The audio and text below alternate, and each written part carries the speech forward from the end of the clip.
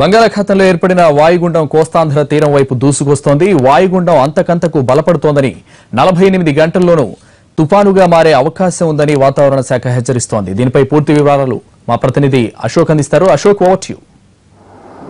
నైరుతి బంగాళాఖాతంలో ఏర్పడిన అల్పపీడనం వాయుగుండంగా మారింది. అయితే ఈ వాయుగుండం ఇప్పటికే దక్షిణ తమిళనాడు తీరానికి దాదాపుగా 90 కిలోమీటర్ల దూరంలో కేంద్రీకృతమైంది. అయితే దీనికి సంబంధించి మరిన్ని వివరాలు తెలుసుకోవడానికి మనం ప్రస్తుతం విశాఖ తుఫాను హెచ్చరికల కేంద్రంలో ఉన్నాం. మనతో పాటు డ్యూటీ ఆఫీసర్ ఉన్నారు, ఆయన అడిగి కూడా తెలుసుకున్నాం. సార్, ఈ వాయుగుండం ఏదైతే ఉందో దీని ప్రభావం ఎలా ఉండబోతుంది సార్? ప్రస్తుతం వాయుగుండం అంటే డిప్రెషన్ ఇది చెన్నైకి తూర్పు దిశగా 90 కిలోమీటర్ల దూరంలో కేంద్రీకృతమై ఉంది. ఇది తూర్పు ఈశాన్య దిశగా అంటే నార్త్ ఈస్టర్లీ డైరెక్షన్లో మూవ్ అయ్యి డీప్ డిప్రెషన్ అంటే తీవ్ర వాయుగుండంగా మారే అవకాశం కూడా ఉంది. అంటే ఈ రాగల 24 గంటల్లో దీని ప్రభావం ఎలా ఉండబోతుంది? రాగల 24 గంటల్లోనే దీని ప్రభావం వలన ముఖ్యంగా సౌత్ కోస్టల్ ఆంధ్రప్రదేశ్లో చాలా చోట్ల వర్షాలు పడే అవకాశం ఉంది. 1-2 దగ్గరలో భారీ నుంచి అతి భారీ వర్షాలు కురిసే అవకాశం ఉంది. అదేవిధంగా నార్త్ కోస్టల్ ఆంధ్రప్రదేశ్లో కూడా చాలా చోట్ల వర్షాలు పడే అవకాశం ఉంది. 1-2 దగ్గరలు భారీ వర్షాలు కూడా కురిసే అవకాశం ఉంది. సరే అండి, ప్రమాద హెచ్చరికలు ఎలా ఉన్నాయి సార్? వాటర్ లెవెల్ కెమెరా ప్రమాద హెచ్చరికలు కృష్ణపట్నం, నిజాంపట్నం, వాడరేవు, మచిలీపట్నంలో 3వ నెంబర్ సూచిక అంటే LC3 local cautionary signal LC3 ఇవ్వడం జరిగింది.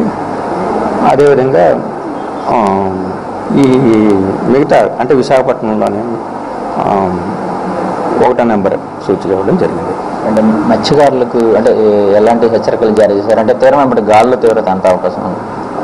మత్స్యకారులకు తీవ్ర వెంబడి అంటే సౌత్ కోస్టల్ ఆంధ్రప్రదేశ్లో 50 నుంచి 60 కిలోమీటర్ల వేగంతో ఈశాన్య దిశ నుంచి గాలులు ఇచ్చే అవకాశం ఉంది రాగల 24 గంటల్లో. అలాగే ఉత్తర కోస్తాలో 45 నుంచి 50 కిలోమీటర్ల వేగంతో గాలులు ఇచ్చే అవకాశం ఉంది. కాబట్టి మత్స్యకారులకు ఆల్రెడీ మొన్నటి నుంచి మేము వార్నింగ్ ఇవ్వడం జరిగింది, వేటకు వెళ్ళొద్దని. గత 2 రోజుల నుంచి ఈ బులెటిన్ ఇవ్వడం జరిగింది, వేటకు వెళ్ళదని. సరే, అంటే ఇప్పటివరకు ఏమన్నా వర్షపాతం నమోదైన వివరాలు? ఇప్పటివరకు అంటే మనకు హైయెస్ట్ షార్ నెల్లూరు జిల్లా శ్రీహరికోటలో 15 సెంటీమీటర్ల వర్షపాతం రికార్డ్ అయింది. అదేవిధంగా నెల్లూరులో 4 సెంటీమీటర్ల వర్షం రికార్డ్ అయింది. మన విశాఖపట్నంలో 2 సెంటీమీటర్ల వర్షం రికార్డ్ అయింది. సరే, అంటే ఈ బంగాళాఖాతంలో ఏర్పడిన ఈ వాయుగుండం ఏదైతే ఉందో అంటే తీవ్ర వాయుగుండంగా మారిన తర్వాత తుఫానుగా మారే అవకాశాలు ఏమైనా ఉన్నాయి? అంటే ప్రస్తుతం ఇది వాయుగుండంగా ఉందండి. ఇది తీవ్ర వాయుగుండంగా మారే అవకాశం ఉంది. ఎందుకంటే మూమెంట్ నార్త్ ఈస్టర్లీ ఉంది, బలపడి తీవ్ర వాయుగుండంగా మారే అవకాశం ఉంది.